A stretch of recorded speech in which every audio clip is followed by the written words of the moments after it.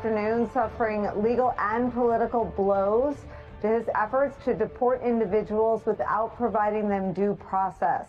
Brand new reporting from the Washington Post today undercuts one of the central rationales for withholding due process. It has to do with a comprehensive assessment made by the National Intelligence Council in conjunction with 18 intelligence agencies. It's an assessment first reported on by the New York Times. The Washington Post today cites people familiar with the matter in reporting that the NIC earlier this month determined that the Venezuelan government is not directing an invasion of the United States by the Tren de Aragua gang. It is a judgment that contradicts not just what Donald Trump has said repeatedly in public, but what the Trump administration has used as reasoning for deporting suspected gang members without due process under the Alien Enemies Act. From that new Post reporting, quote, the intelligence product found that although there are some low-level contacts between the Maduro government and Tren de Aragua, or TDA, the gang does not operate at the direction of Venezuela's leader. The product builds on U.S. intelligence findings in February, first reported by the New York Times, that the gang is not controlled by Venezuela. Now, before you ask, the answer is yes. The Office of the Director of National Intelligence conveniently dismissed these findings as a product of, quote, deep state actors and the media. Of course, all that relates to people the Trump administration is deporting on purpose, intentionally. And that is an important distinction because there are also those being shipped to mega prisons in El Salvador by mistake. And we know that from the Trump administration's own admission. Now, last night, Senator Chris Van Hollen posted this photo. It's a photo of him visiting with Kilmar Abrego Garcia from that El Salvador prison. Senator Van Hollen said he'd called Abrego Garcia's wife, Jennifer, to pass along his message of love. Hours later, she spoke with ABC. We saw that Maryland Senator Chris Van Hollen, he flew to see your husband Wednesday. He released a photo of the two of them last night. What was it like for you to see that photo?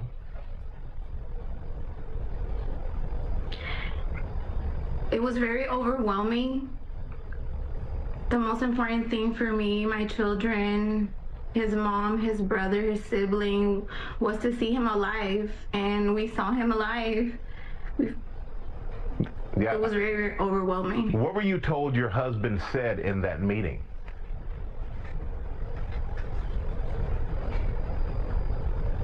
It was just a message of love.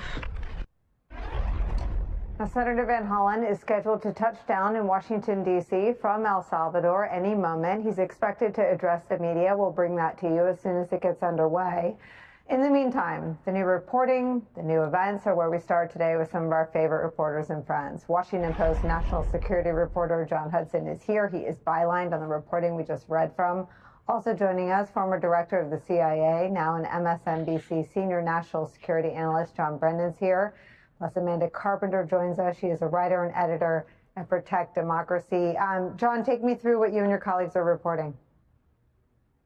Yeah, so it's a very significant development that the National Intelligence Council, which derives its information from the 18 U.S. intelligence agencies, and its assessment is that Tren de Aragua, this gang that operates across the Western Hemisphere, is not directed by the Venezuelan government.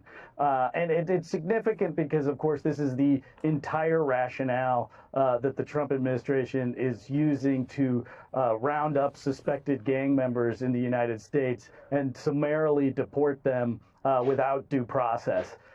There had been some inklings from the intelligence community earlier in February that were first reported by the New York Times that this was the case. But the National Intelligence Council really building the more authoritative and sort of singular voice of the intelligence community, saying that no, what President Trump is saying and what the lawyers are saying, there's no basis that this is direction is happening from the Venezuelan government.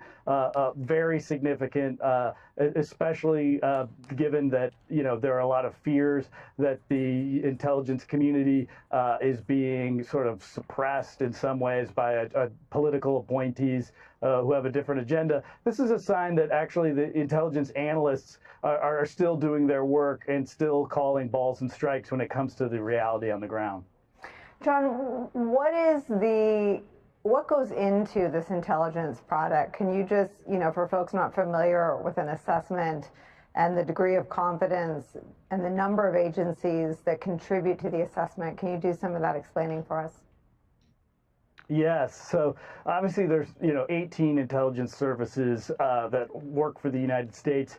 Everything from the National Security Agency, which specializes in signals intelligence, the CIA, which does operations and has human intelligence, national geospatial agencies with satellites, and almost universally the intelligence community found that this idea that the gang is operating at the behest of the Venezuelan government is just not the case. There was a dissenting U.S. intelligence agency in the form of the FBI, which found that there is a moderate degree of coordination that happens between Tren de Aragua and Venezuela, the Maduro regime, but that is not accepted by the rest of the intelligence community. But essentially, the National Intelligence Council's got experts and advisors, and they pool the collective intelligence of the United States government. And so when they put products together like this, it's very important. Of course, what their product was roundly rejected when I brought this up to the spokespeople of the Office of the Director of National Intelligence, which viewed the product, or at least are reporting on the product, as a result of deep state actors working in conjunction with the Washington Post.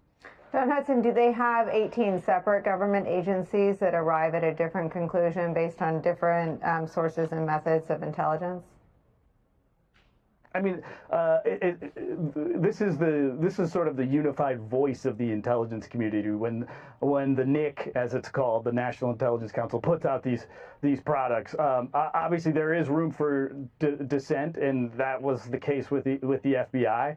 But this was the consensus position of the U.S. intelligence community.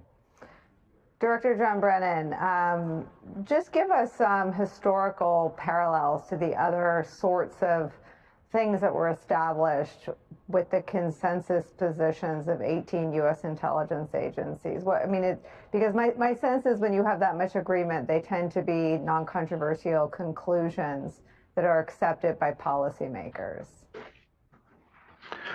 Well, as John pointed out, the National Intelligence Council, the NIC, is a very authoritative body that pulls information as well as experts from throughout the intelligence community. For 50, 60 years or so, it has been responsible for producing the national intelligence estimates. And, they were the ones that were doing things on the Soviet Union or China or terrorism, other types of things. And so it is an authoritative assessment that is done, and it goes out for coordination. And for 17 out of the 18 to agree fully with the findings, I think that is really quite something. One dissent saying there was moderate coordination between the Maduro government and Tren de Aragua. But again, I think the National Intelligence Council is the place you want to go to if you want to have a coordinated view of an ongoing situation. What I find very surprising is the statement that came out from the Office of Director of National Intelligence saying it's a result of deep state actors. I mean, this is going to not just annoy, but anger the members of the intelligence community, particularly those who work on the NIC, to think that they are being referred to by the Director of National Intelligence Office as deep state actors. These are professionals. These are people with deep expertise, regional expertise, and also, long analytic experience. And so to refer to them as that, deep state actors, again, this is just, disparagement of the intelligence community that works so hard to make sure that they're able to bring to bear all of the intelligence analysis available so that the lie can be shown to Donald Trump's fabrications. Director Brennan, let me read you some NBC reporting and then ask you a question about this. NBC is reporting that the Trump administration appears to be hurrying to deport more alleged Venezuelan gang members under the rarely used Alien Enemies Act, despite a Supreme Court order that detainees must be given reasonable time to combat the allegations against them. That's according to a court filing obtained by NBC News. It would seem that knocking down an intelligence report that could enter into those court proceedings and knock down the notion that there is any state-sponsored terrorism or crime would certainly suggest that the Trump administration will not prevail in court when and if they provide the candidates for deportation due process as they've been ordered by a 9-0 ruling to do by the United States Supreme Court. If you reverse engineer this, do you feel like the suppression of the intelligence product, which is the consensus of 17 agencies, is part of their effort to deport people while denying them due process? Absolutely. And it sounds as though some members of Congress have called for the declassifications report so that it can be used expressly for this purpose to refute the allegations of the Trump administration. And this document, this assessment, is going to carry a lot of weight. You know, policymakers can accept or ignore the findings of the intelligence community.